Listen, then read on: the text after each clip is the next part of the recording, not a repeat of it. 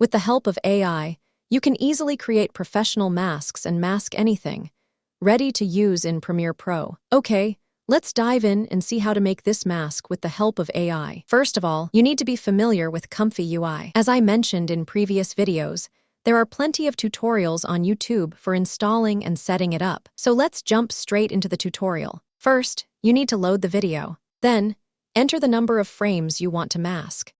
For example, here I selected the first 150 frames of the video, and if you want to extract frames from the middle of the video, you need to use the Skip Frames option. Here, you enter the number of frames to skip from the beginning. For example, I entered 100, so it skips the first 100 frames and starts from there. If you enter 200, it will start after skipping 200 frames. After loading the video, you can see the frame rate here. It's important that this matches the frame rate of your final output, so you won't run into any issues when using it in Premiere Pro. Next, you need to specify what you want to mask. In my case, I wanted to mask the entire subject, so I simply typed woman here. There's something you should keep in mind to get a good mask. First, make sure to write a proper prompt.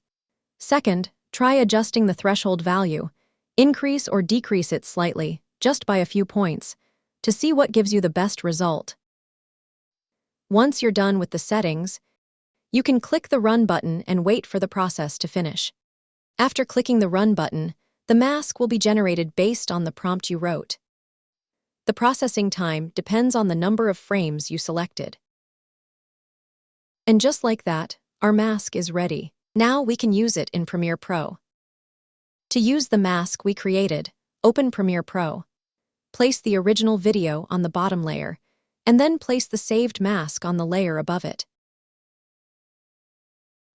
Next, go to the Effects panel and search for the Track Matte key effect. Apply it to the main video layer.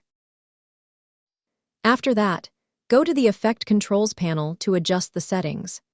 In the Matte section, set the layer number of your mask. For example, here it's Video 2. Set the composite using option to Matte Luma, and make sure to check the reverse box. Then continue with the rest of the process.